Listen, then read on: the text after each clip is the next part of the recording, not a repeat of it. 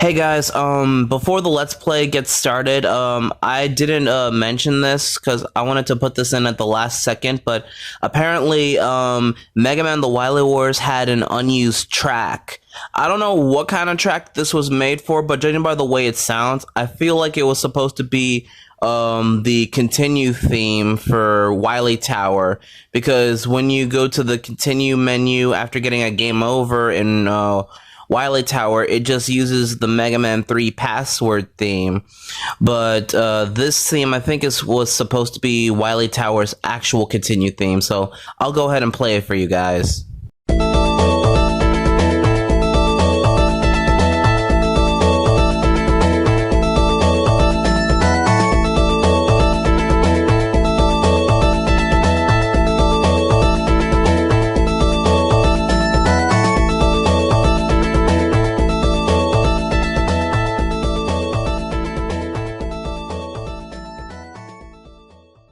Pretty neat, eh?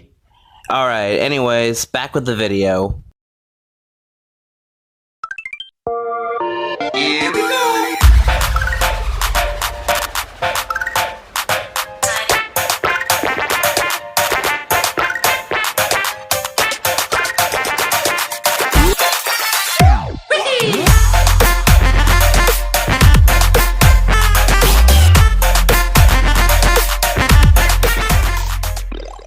Hey guys, what's going on? It's your boy Bowser Jr. Fan 13, and welcome back to Mega Man The Wily Wars.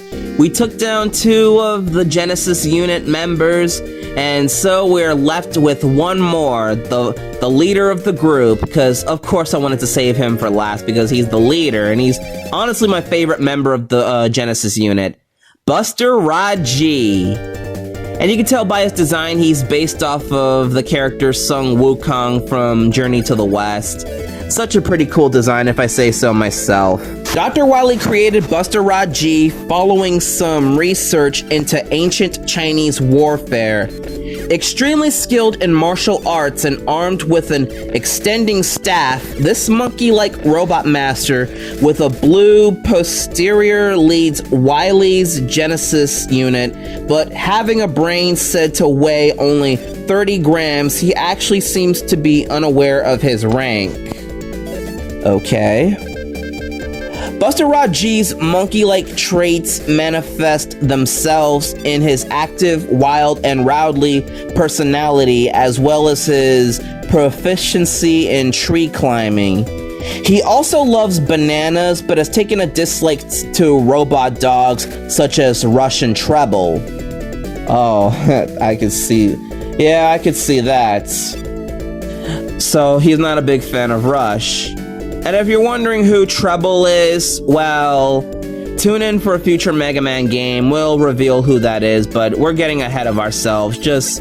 Yeah. But don't trust this. I would not trust this guy near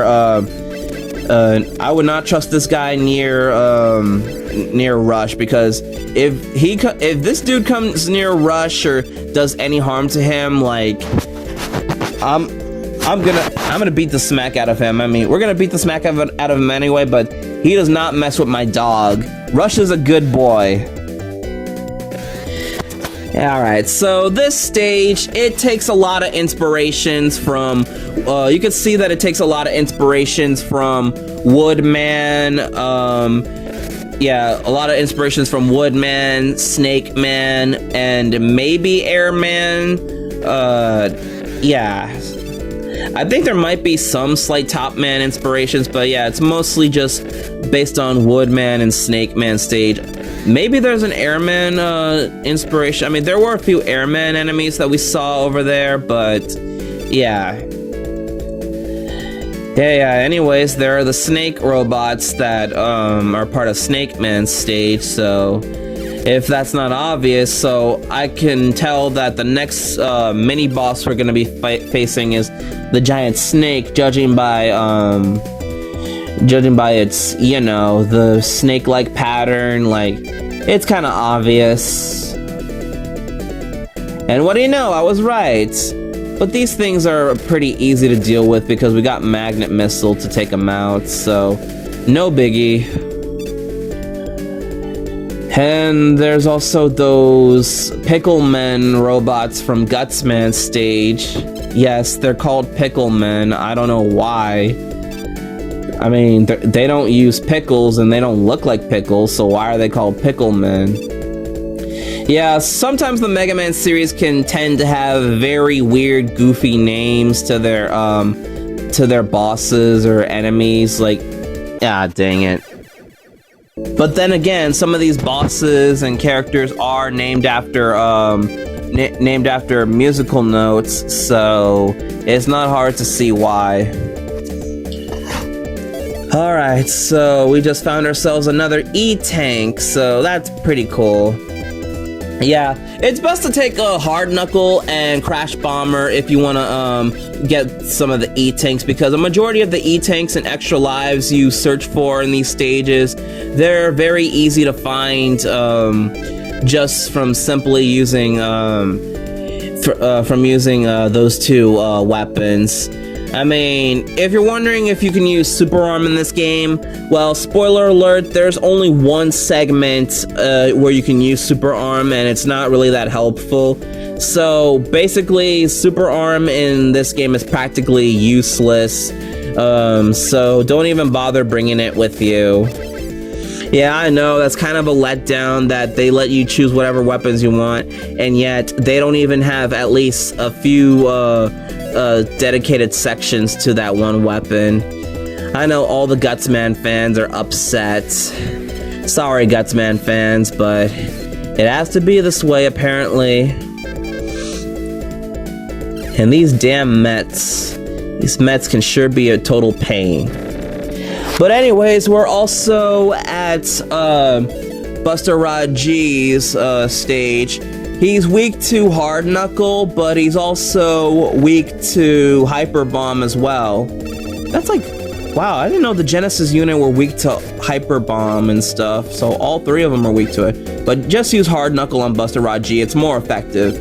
So he spends the majority of the fight twirling his little staff to either reflect your attacks or just poke you and stuff. So yeah.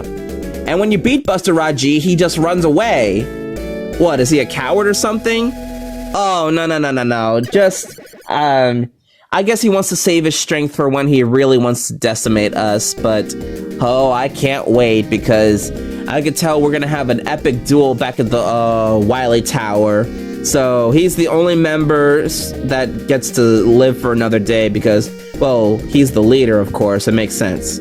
But that wraps it up, folks. Thank you guys for watching. Like, comment, share, and subscribe, and I will see you guys in the next video. Peace out, everyone.